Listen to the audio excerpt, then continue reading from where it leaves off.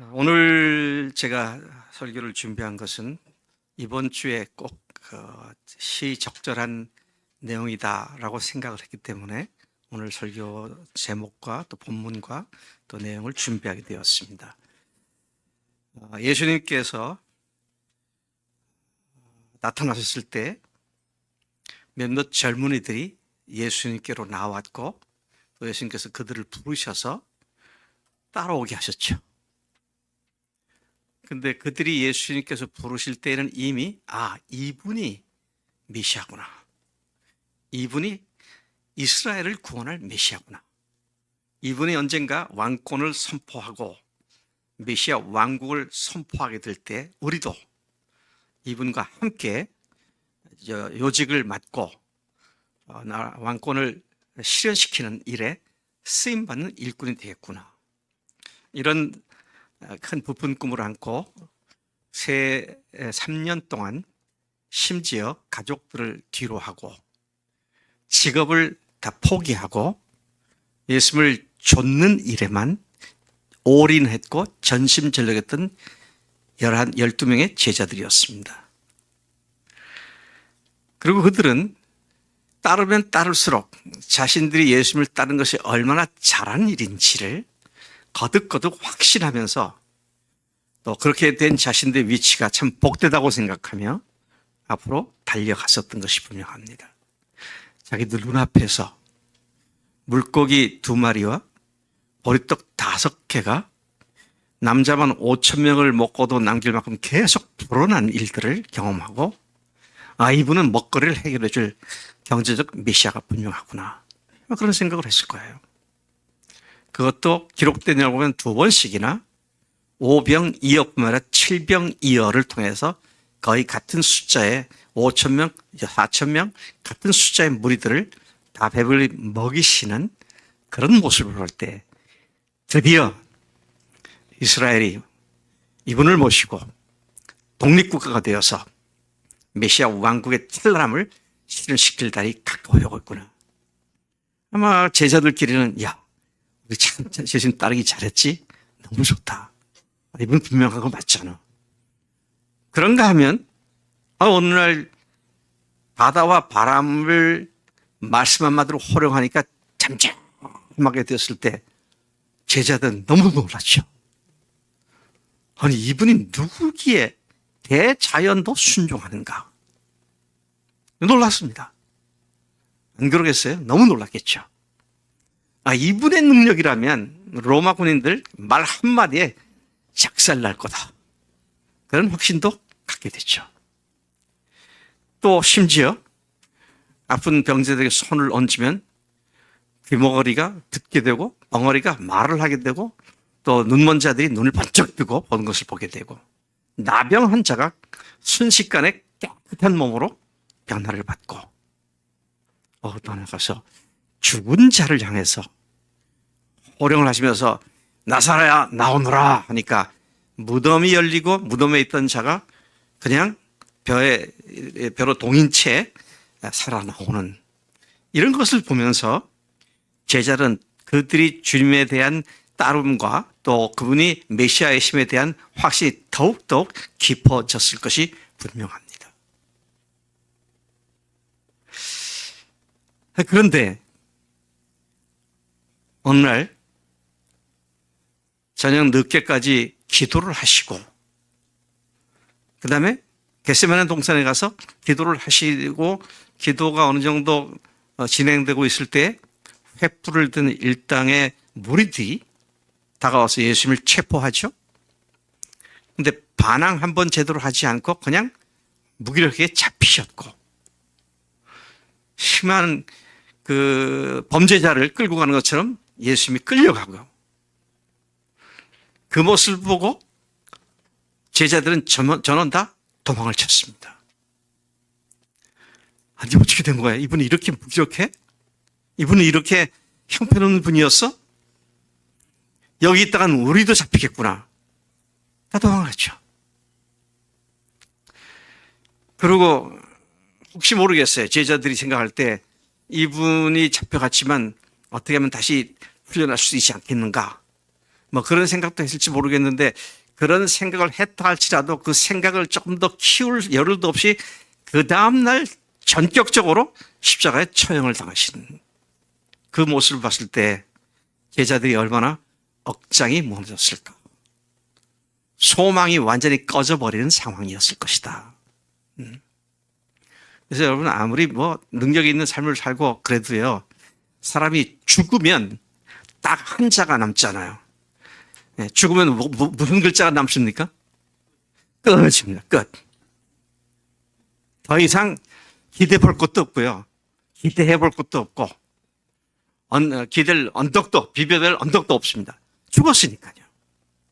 그러니 이 제자들이 얼마나 허탈하고 소위 말하는 시쳇말로 꽝이구나. 말짱 황이구나. 그렇게 절망했을 거예요. 더 이상의 소망이 없었습니다. 근데 며칠이 안 돼서 이 사람들이 전혀 다른 사람으로 바뀌게 됩니다. 새로운 소망으로 불이 활활 타오르기 시작합니다.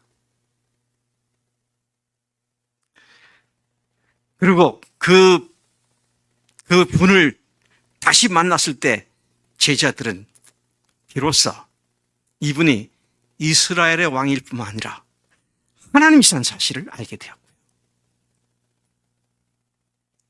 그리고 그들은 새로운 소망으로 불기 시작하죠. 그러면 그렇지. 이제 주님께서 메시아 왕권을 선포할 때가 됐구나. 근데 40일이 지나도록 왕권 선포를 하지 않으시더라고요. 근데 40일이 지난 어느 날 예루살렘이 건너다 보이는 감람산에 뭐라고 그러고는 거기에서 주님께서 제자들에게 마지막 당부를 하시는 말씀을 하게 되죠. 그게 오늘 읽었던 사도행전 1장 8절 말씀이죠. 그 8절 말씀은 한마디로 말하면 가서 내 증인이 되리라는 겁니다. 가서 내 증인이 되리라.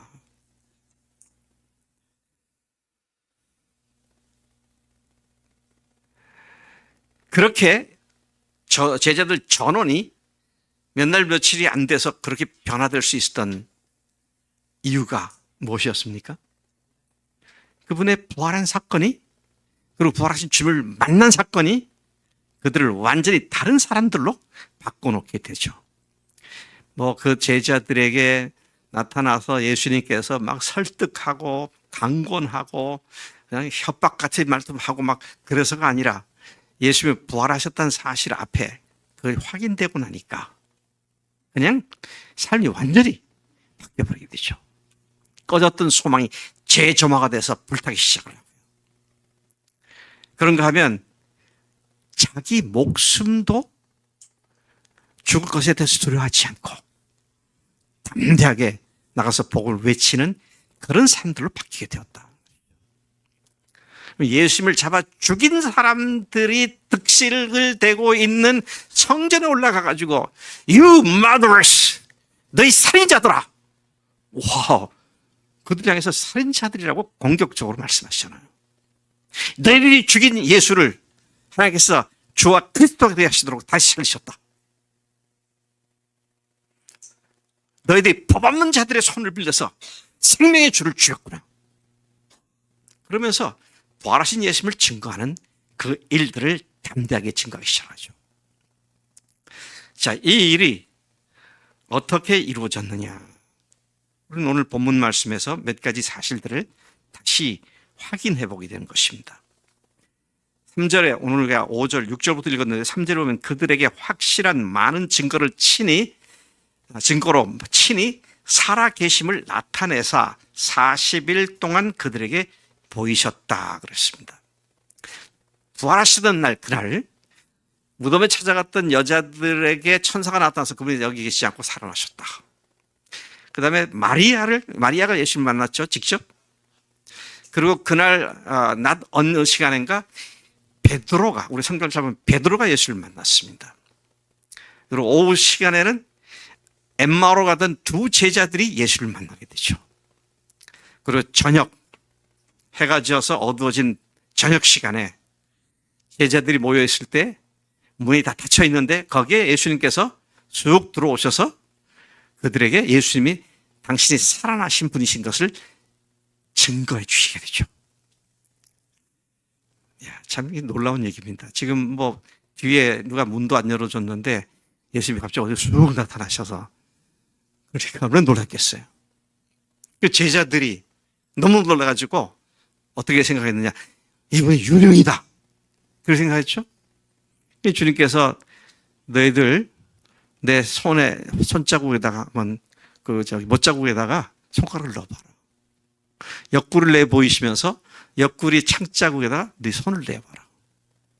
이건 도마에게만 하신 것이 아니라 부활하신 첫날 그 저녁에 12제자들, 11제자들이 모인 그 자리에서 주님께서 그렇게 하시더라고요. 그리고는 또 제자들이 아직 믿음이 충분치 않다고 생각하셨는지 먹을 거 있으면 갖고 오라고. 그래서 떡과 생선을 갖다가 드리니까 예수님께서 그 앞에서 다 잡수시고. 유령은 살과 뼈가 없지만 나는 이렇게 다 있지 않느냐. 내가 부활했다. 그러면서 주님께서는 그 제자들 향해서 살아계시다고 하는 그 분명한 또 다른 증거로 그 중에서 숨을 내쉬시고 그리고 성령을 받으라고 그렇게 말씀하시죠. 이런 사실을 경험하게 된, 부활하신 예수를 만난 경험을 하게 된 이 제자들은 그때로부터 40일 동안 예수님을 또 이곳저곳에서 만나면서 부활하신 예수님이 이것이 분명한 것을 거듭거듭 확인하게 되죠. 그래서 그들 속에는 이제야 때가 됐나 보다. 이제 여러 날이 지나고 있는데 주님께서 한 가지 한 가지 말씀하시면서 이제 드디어 천국, 왕국, 하나님의 왕국 군대를 모집하거나 그다음에 천군 천사를 동원하거나 로마 압제자들을 몰아내고 이스라엘의 주권을 회복할 그때가 다가오고 있구나. 그런 생각을 하고 있었음이 분명합니다. 그런데 오늘 6절 말씀에 보니까 드디어 예수님께서 40일이 지난 어느 시점에 아까 말씀드린 대로 감람산에서 제자들을 만나시게 됩니다. 이 감람산에 가면 오늘도 성지순례 가면 정확한지는 모르지만 여기가 예수님이 승천하신 곳이다. 그래가지고 발자국 하나 돌에 찍혀져 있고요. 근데 거기에 예배당 하나 세우는 게 있더라고요. 근데 그런 데가 두 군데가 있다 그래요. 어느 건지 모르겠어요. 어쨌든 자 거기에서 주님께서 제자들을 다시 만나서 이제 오늘 본문 말씀의 내용들이 나오게 되는 것이죠. 다시 돌아가서 보면 그렇게 만났을 때에 제자들이 하는 말이 뭡니까? 그들이 모였을 때에 예수께 여쭈어 이르되 주께서 이스라엘 나라를 회복하심이 이때니까.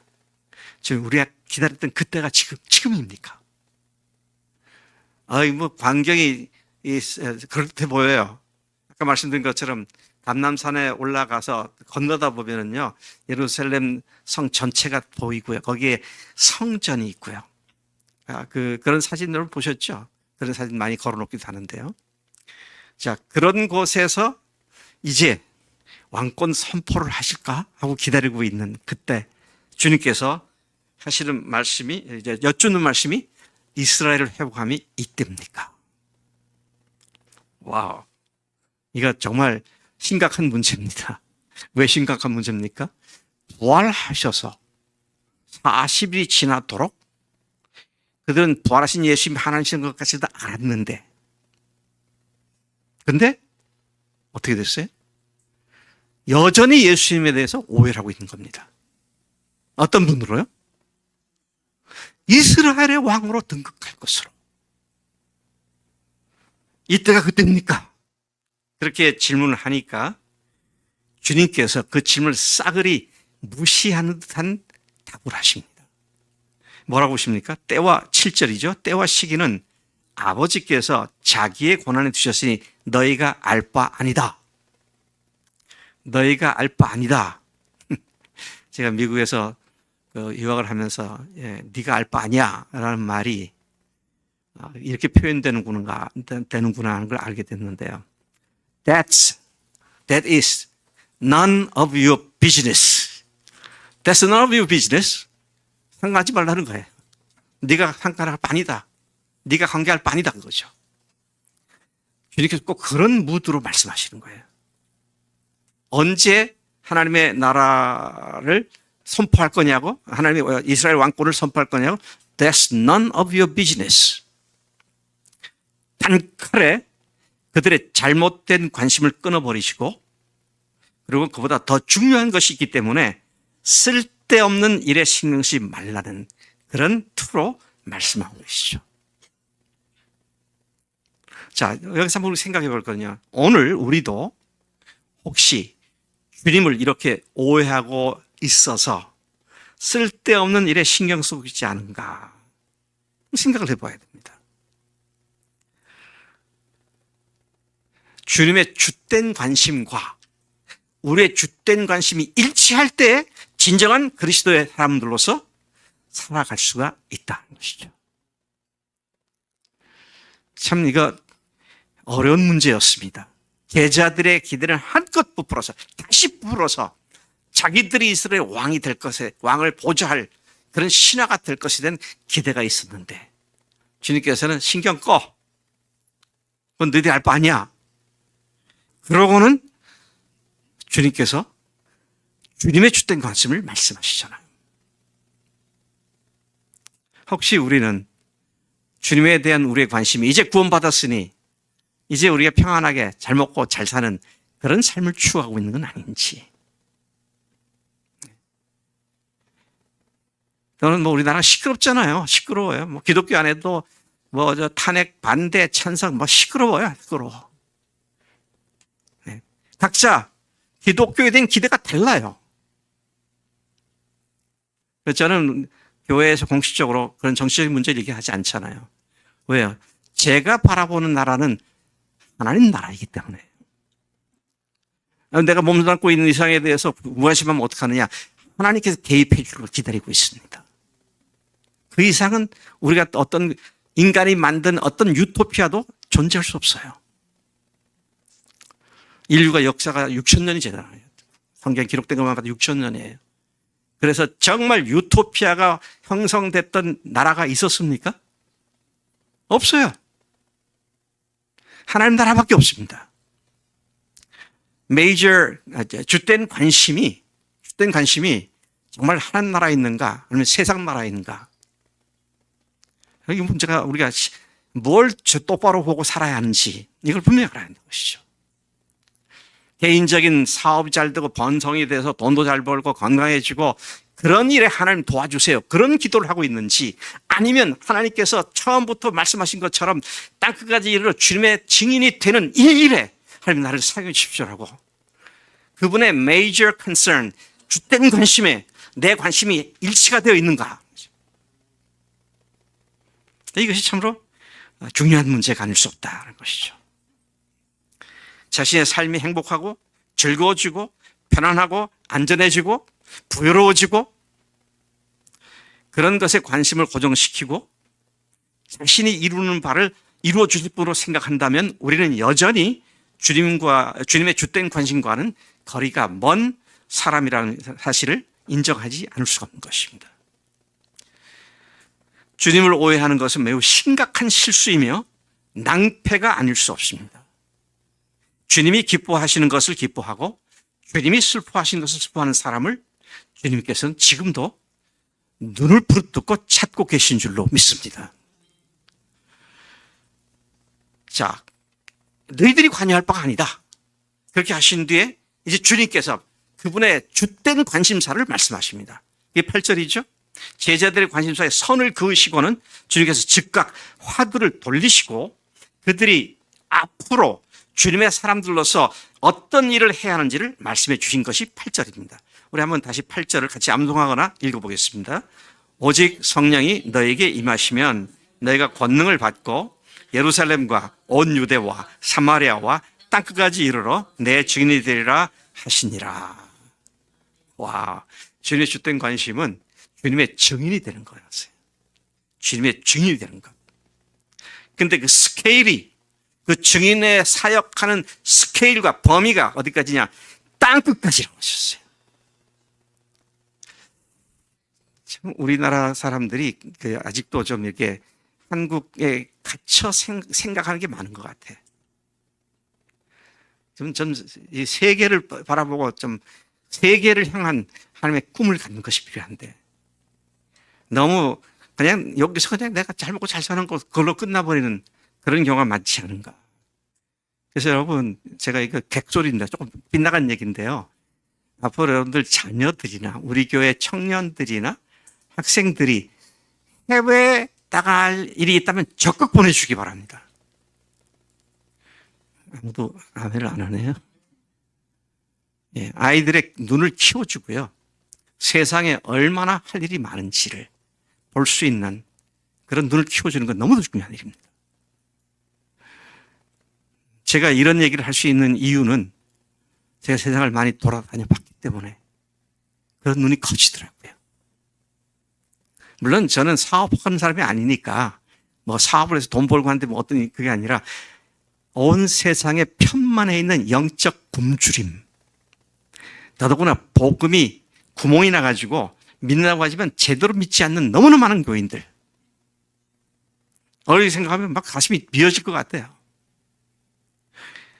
근데 하나님께서 얼마나 급하시고 답답하셨으면 30, 40대 젊은 일꾼들이 아니라 70대 중반을 훌쩍 넘어선 저 같은 사람을 세상에 보내실까? 하나님 참 죄송합니다. 그런 생각이 들어요.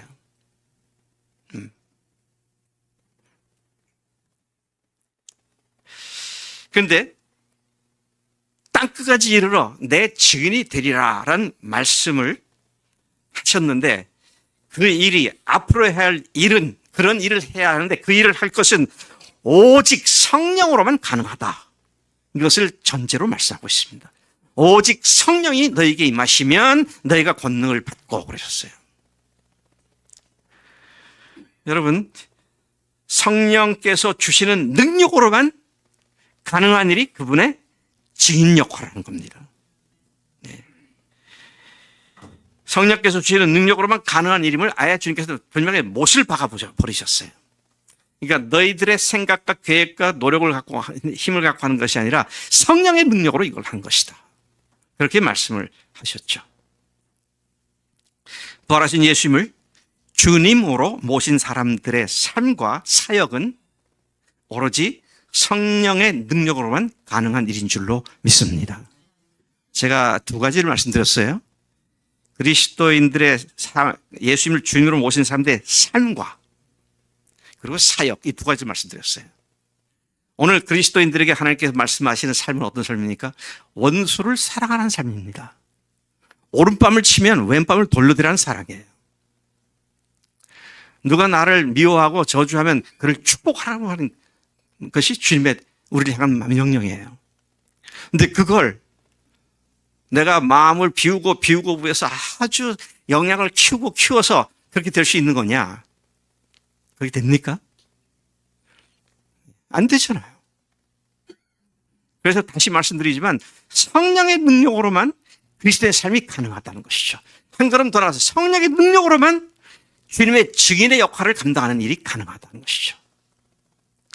자, 이런 측면에서 내가 하도 들었기 때문에 해야 한다는 강박관념을 가지고 전도를 하거나 하는 건 필패입니다. 내 속에서 부활하신 주님께서 주신 그 성령의 능력을 가지고 복음을 전하고자 하는 불타는 마음과 또 그것을 위해서 헌신하는 마음을 가지고 나갈 때 주님께서 성령을 통해서 일하실 줄로 믿습니다.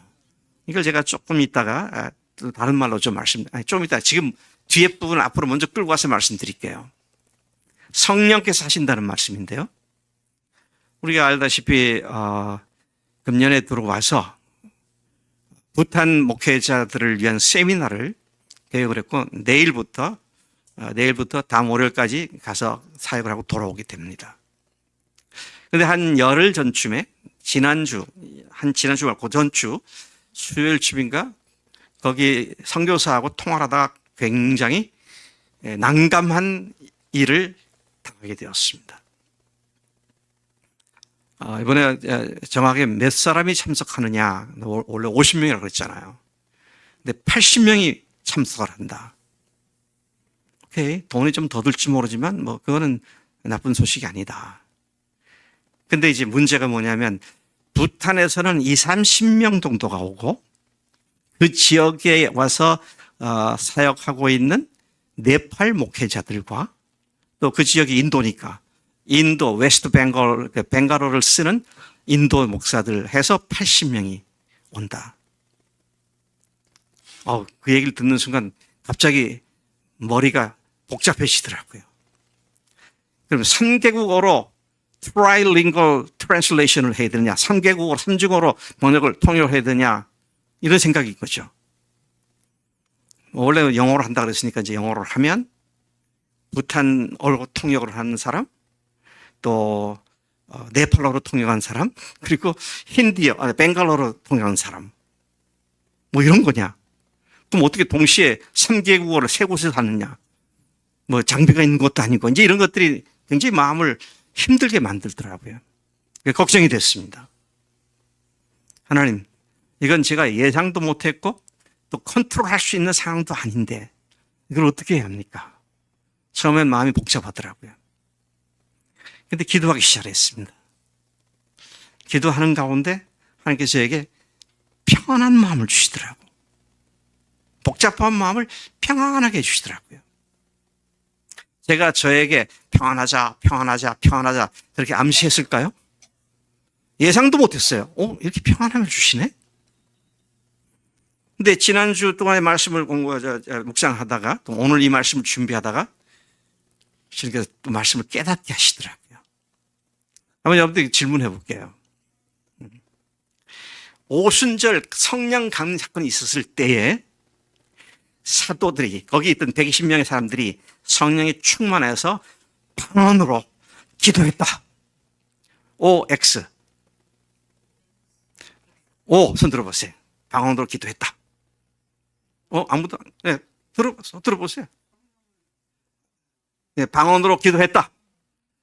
하나, 둘, 셋, 넷, 다섯, 여섯, 일곱. 방언으로 기도한 게 아니다. 손 들어보세요. 하나. 다수결 원칙에 의해서 방언으로 기도했다로 정할까요? 방언으로 기도한 게 아닙니다. 이거 똑바로 알아야 돼요. 그럼 방언으로 말했지 않았냐? 방언으로 말했습니다. 기도한 게 아니라 방언으로 설교를 한 거예요. 부활을 증거한 거예요. 그래서 각 곳에서 온 사람들이 자기들이 태어난 곳의 말을 듣고 이 사람들이 갈릴리 촌 사람들인데 어떻게 우리 말을 안단 말이냐. 그렇게 자기들의 나라 말로 복음을 들은 거라고요. 이거 성경 똑바로 봐야 돼요. 근데 더 놀라운 거는요. 그 말씀을 묵상하다가 그렇지 복음이 처음부터 방언으로 다른 나라 말로 다른 나라 말은 일상 언어잖아요. common language입니다. 보통 쓰는 언어로 전파된 것인데 오늘 내가 인도를 갔을 때도 하나님께서 어떻게 일하실지는 모르지만 언어의 장벽을 넘어서서 방언으로 설교하는 것 같은 결과를 가져오게 하시겠구나. 제가 터무니없는 망상가도 아니고요. 그거 놓고 조심하면서 기도하다가 이런 마음이 확 들어오니까 오케이. 부딪히자. 다음에 생기는 거예요. 다시 묻습니다. 이거 제가 자기 체면과 암시를 걸어서 됐을까요? 저는 예상도 못했던 얘기예요. 그래서 저도 기대가 많아요. 주님께서 어떻게 역사하실까? 사실 이게 지금 제가 이 얘기를 미리 하는 게 상당히 모험적인 리스키한 일이거든요. 그런 일이 일어나면 와서 좋다고 막 강성하지만 그런 일이 안 일어나면 할 말도 없잖아요. 근데 믿음이라고 하는 건 그런 예상을 해보고 안 될 것 같으면 얘기 안 하고 이게 아니잖아요. 주님이 이런 마음을 어떻게 주셨을까? 그래서 순종하고 가는 거죠.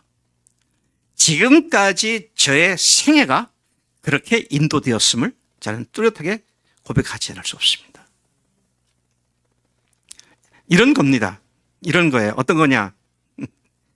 제가 신대원 3년 중에 1년은 서울 집에서 있었고, 주중에 제가 대전 내려왔었고, 그래갖고는 공부가 안 되겠다. 그래서 나머지 2년은 아예 가족을 다 데리고 왔습니다.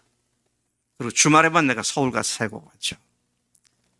그래야 내가 가족이 여기 있어야 내가 최대한 대전에 머물면서 공부할 시간도 확보될 거다.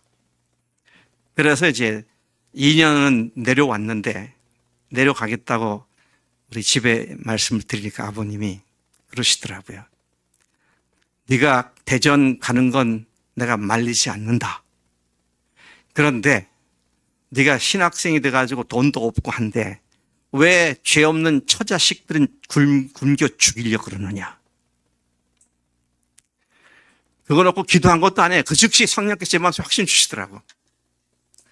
아버님, 하나님이 부르신 당신의 종의 가족들을 굶겨 죽이실 하나님이 아닙니다.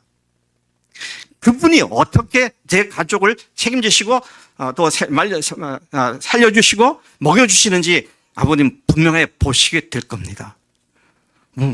내가 무슨 배짱이 있다고 그런 믿음을 딱 선포했는지 몰라요. 그러다가 뭐 병 나갖고 집에다가 돈 좀 주세요. 무슨 큰일이잖아요. 근데 여러분 믿거나 말거나 신학교 생활하면서 한 번도 우리 식구들이 저를 포함해서 누구도 병원 신세를 진 일이 없어요. 그래서 마지막에 졸업을 하게 돼서 올라갔더니 아버님이 하신 말씀이 지난 세월 동안 하나님이 너와 함께 하신 것을 내가 분명히 보았다. 하나님이 그렇게 하셨다. 처자식 굶겨 죽이지 않겠느냐고 했던 그분의 입에서 하나님께서 네 가족을 먹여 살리고 책임진 것을 보았다. 여러분, 성령으로만 가능하다는 말은요, 내가 지금 겪고 있는 여러 가지 문제를 성령님께 내어 맡기는 걸 얘기하는 거예요. 맡기지 않고 내가 이렇게 맡겼을 때 이렇게 되면 내가 망하게 되기 시작하는데 미리 그 결과를 예측해보고 그래서 못해. 이거 믿음 아니에요. 하나님이시니까. He's the creator. 창조주시니까. 그분이 하시니까. 그리고 내 믿음을 거기다가 현재 내 문제에다 적용시켜서 담대하게 나가는 이 담대함을 성령으로 받고 나가는 자에게는 하나님께서 분명히 그 길을 평탄케 하시고 열어주신다는 것이잖아요. 오직 성령이 너에게 마시면 이렇게 말씀하신 이유가 바로 거기에 있다는 것이죠.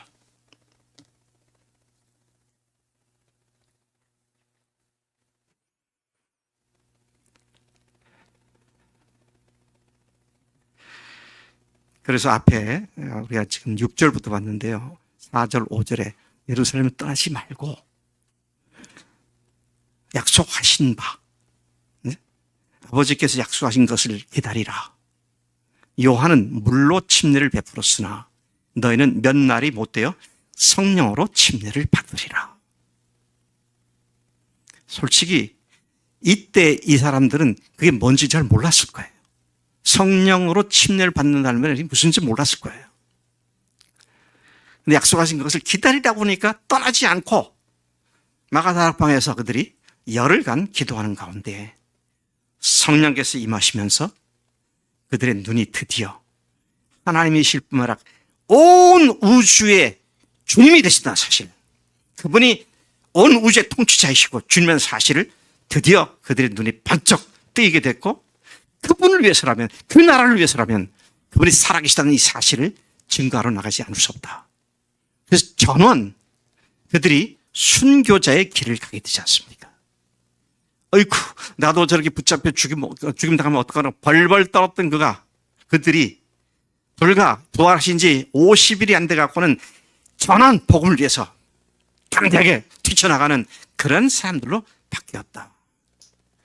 무엇이 그것이 가능했느냐? 부활로부터 시작되어서 성령의 침례를 받았을 때 그들이 그렇게 변하게 되었다는 것입니다. 제가 여기서 또 한 가지 좀 말씀드려야 할 성령으로 침례를 받으라 라고 하는 말에 대해서 많은 사람들이 오해를 하고 있는 것 같아요. 성령으로 침례를 받는다는 말은요, 능력을 받아서 방언하고 병 고치고 이런 거 아닙니다. 그건 성령의 은사를 받는 것이고요. 성령의 침례는 뭐예요? 내가 예수님과 함께 십자가에 내가 못 박혀 죽었구나. 그리고 예수님이 부활하실 때 나도 그분과 연합해서 예수님과 함께 새로운 사람으로 다시 태어났구나. 이것을 성령께서 행하셨다는 거예요. 내가 예수님과 죽는 것이 내가 할 수 있는 일인가요? 못하잖아요. 그런데 성령께서 그렇게 해주셨기 때문에 이제는 나도 예수님과 죽었습니다. 이걸 선포할 수 있게 되었고요. 성령과 함께 새로운 사람으로 태어나야지 해서 태어난 것이 아니라 성령께서 나를 새로운 사람으로 태어나게 하셨기 때문에 내가 새로운 피조물로 태어났잖아요. 그런데 이것이 누구로 말미암아 되냐? 성령으로 되는 거다. 그래서 예수님을 누구든지 성령으로 하지 않고는 예수님을 주님이라고 말할 수 없다. 그래서 예수님이 죽으시고 부활하신 나의 주님이십니다라는 믿음을 갖게 되는 그 이유가 뭐냐 할 때, 그 원동력이 뭐냐 할 때 성령께서 우리를 침례를 주셨기 때문에 가능한 일이다 하는 것이잖아요. 그래서 여러분, 예수님을 믿을 때 우리는 다 성령으로 침례를 받은 자가 된 줄로 믿습니다. 이거 오해하지 마세요. 혼돈돼서는 안 돼요. 실제로 여러분 침례 받을 때 물속에 들어가잖아요. 우리 박정자 자매님이나 우리 이점숙 자매도 이제 빨리 침례를 받아야 되는데 간증 다 써놓고는 발표도 해놓고 침례를 아직도 안 받았어. 근한 형제도 빨리 간증 썼나? 네, 써가지고 전체 앞에 신앙 고백하고 그렇게 해요. 네. 미루어 할 이유가 하나도 없어. 그런데 침례를 왜 받습니까? 받으려니까 받습니까? 나는 물속에 쑥 들어갈 때 나는 예수님과 함께 죽은 자입니다 하고 장례 치는 거잖아요. 나는 내 믿음이 이런 믿음을 갖고 있습니다. 또 물에서 올라올 때는 나는 이제 성령님과 함께 예수님과 함께 새로운 사람으로 다시 태어났습니다. 이거를 전체 앞에서 public confession, 공개적인 신앙 고백이 침례인 거예요. 근데 그렇게 안 받으면 다른 사람들이 저 사람이 그렇게 예수 믿는지 안 믿는지 몰라요. 침례를 받음으로 간증도 하고 함으로써 그것이 가능하다는 것이죠. 자, 그런 사람들에게는 이제부터는 어떻게 하면 성령님을 따라서 순종하며 사는 것이 그리스도의 삶이에요. 근데 너무 안타까운 것은 예수 믿었다고 한 지 오래된 사람들조차도 많은 사람들이 성령님의 음성을 들을 줄도 모르고 성령님의 음성을 들어도 순종할 줄도 모르고 그걸 뭐라 그러죠? 카톡에서 보내면 답장 안 하고 그냥 무시해 버리는 걸 뭐라 그러죠? 어떻게 먹었다? 씹어버리는 거. 성령께서 하신 말씀 어쩌다 들어도 씹어버리고 마는. 그러니 성령께 인도함 받는 것이 날이 갈수록 새로지게 계속 생소한 얘기로밖에 들리지 않는다는 것이죠.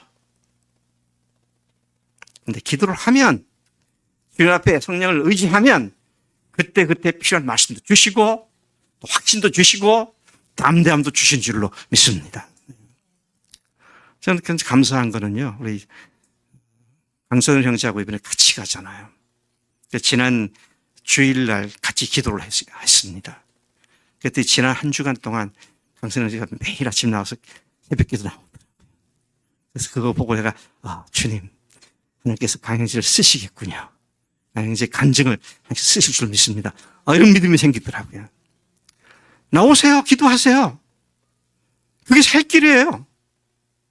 기도 안 하고 머리 굴려갖고 예수 믿는다고 하면요. 그건 위선자예요. 그런 위선자가 교회에 너무 많아요. 그래서 안 믿는 사람들이 교회를 하게 손가락질하잖아. 손가락질합니다. 이것은 우리가 속히 벗어나야 할 심각한 문제다 하는 것이죠. 자, 여기서 이제 또 한 가지 더 말씀을 생각해야 할 거는 8절 마지막에 뭐라 그랬습니까? 예루살렘과 온 유대와 사마리아 땅끝까지 이르러 그 다음에 내 증인이 되리라 그랬습니다. 잘 보세요. 내 증인이 되라 구하지 않았어요. 내 증인이 되리라 그랬어요. 제가 요즘 영어 강의하기 위해서 지난 한 달 반 동안 새벽 기도 와서 영어로만 기도했어요. 근데 입에서 막 영어만 나오려고 그래. 근데 여기에 영어 성경을 보면요, 어떻게 되어 있냐면, You shall be my witness. 네, 복수로 해야죠. Ye shall be, 너희가 나의 증인들이 되어질 것이다 그랬어요. 피동태로 되어 있어요. You shall be 그랬어요. 근데 능동태로 바꾸면 어떻게 됩니까? 1인칭으로 바뀌었을 때 I will make you my witness. 내가 너희를 내 증인으로 만들겠다.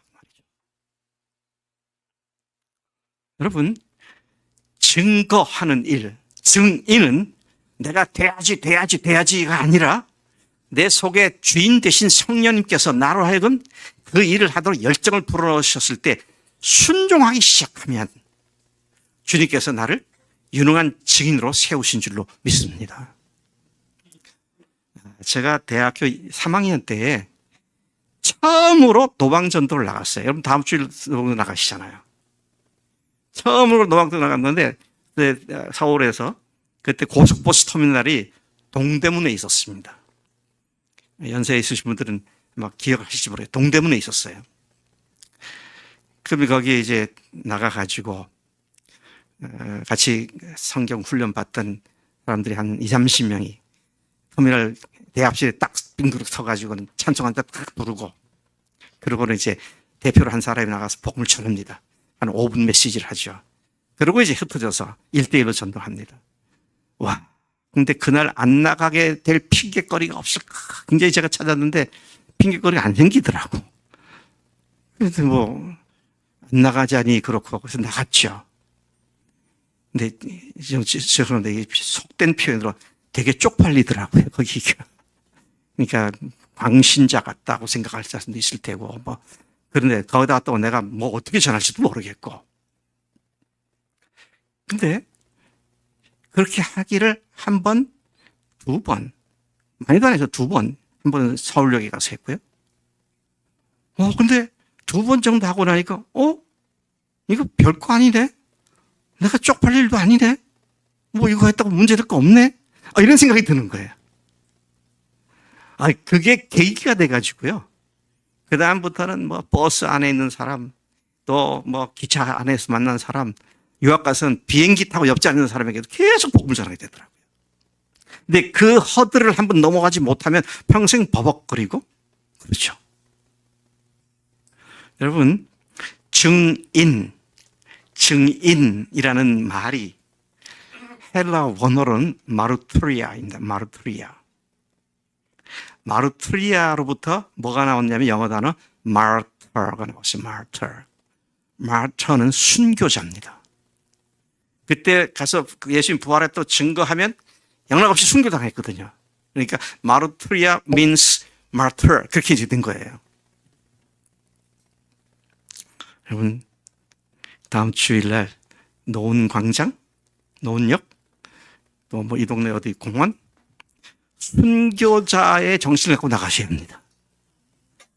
그냥 따라가 볼까나가 아니라 순교의 정신으로 나갈 때 결코 순교하지 않고요, 여러분들을 강하게 세우실 줄로 믿습니다. 네.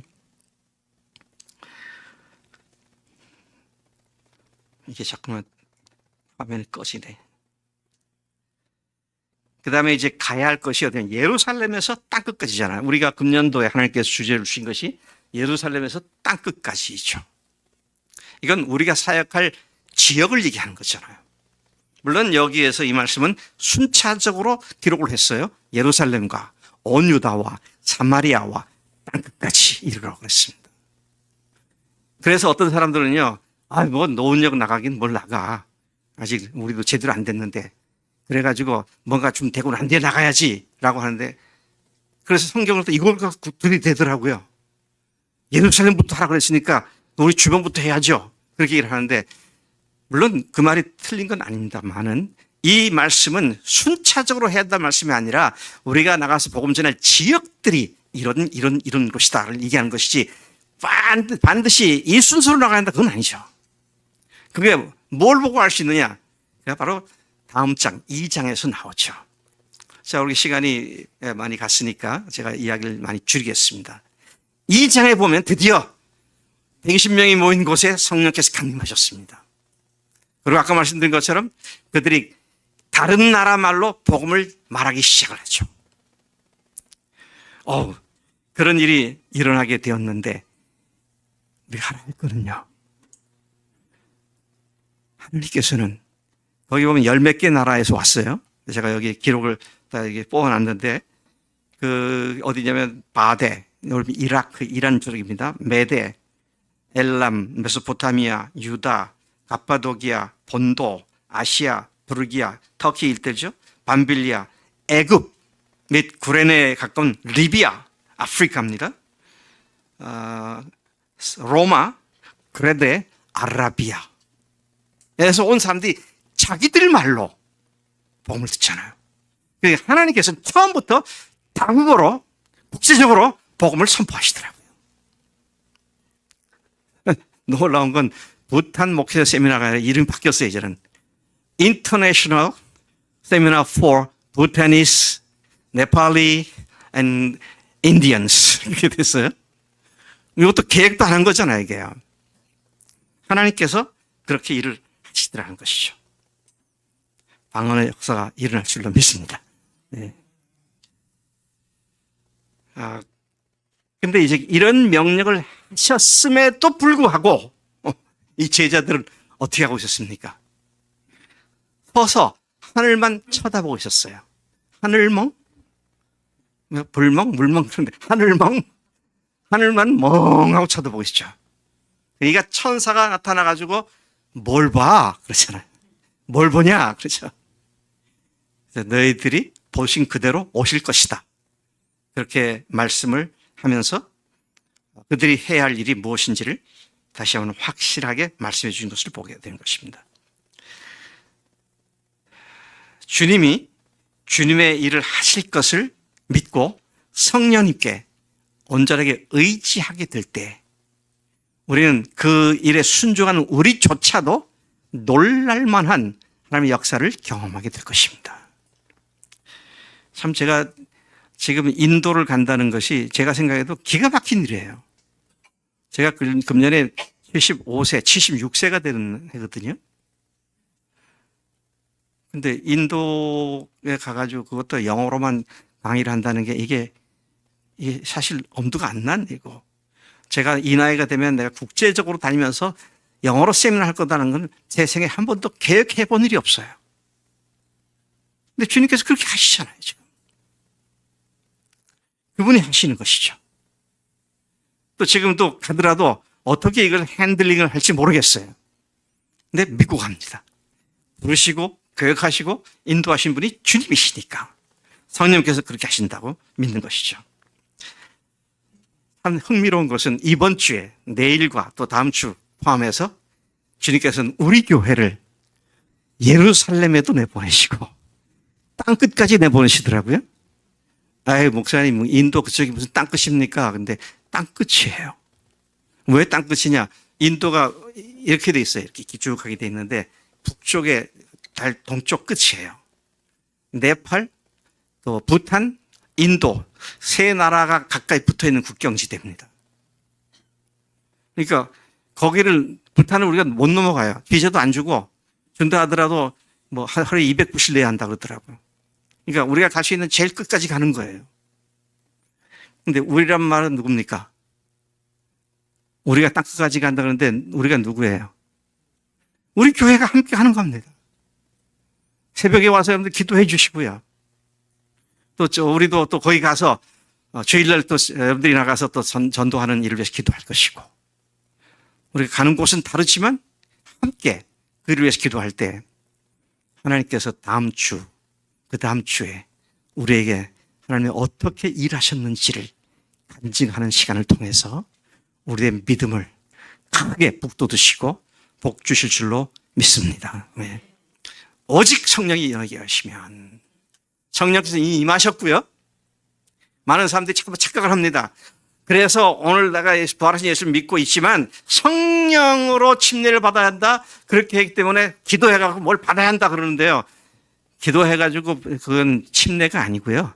기도해서 그때 당시 그거는 예수님이 주님이라는 사실을 믿게 된 것이고 이제 우리가 기도할 건 뭐예요? 성령으로 충만해지는 것입니다. 성령으로 충만해진다는 말은 무슨 말입니까? 내가 성령으로 온전하게 지배당한다. 그 말이죠. 자, 그러면 어디 나가는데 뭐 쪽팔린다 이런 거 다 없어지더라고요. 어디 나가는데 뭐 내가 뭐 몸이 아픈데 이러고 핑계 대는 거 다 없어지더라고요. 주님이 주님을 하신다는 것이죠. 오늘 우리 교회가 이번 주에 땅끝과 예루살렘까지 나가는데 금년도 하나님께서 이 일을 교회가 함께 동시에 시작하는 첫 번째 주가 되지 않겠는가 이런 소망과 기대를 가지고 이 말씀을 나눴는데 여러분들이 실제로 경험하시는 한 주간 되시기를 축복합니다. 하나님 아버지 감사합니다. 주님께서 우리에게 말씀해 주시고 우리가 늘 알고 듣는 사도행전 1장과 2장 말씀이지만 오늘 우리 상황에 이 말씀을 다시 비추어 힘으롭게 하시니 감사합니다. 오직 성령으로만 가는 것을 믿사오니 성령으로 충만케 우리 각 사람들을 세워 주옵소서. 놀라운 간증으로 주 앞에 영광 드리게 인도해 주옵소서. 감사하고 예수님의 이름으로 기도했사옵나이다. 아멘.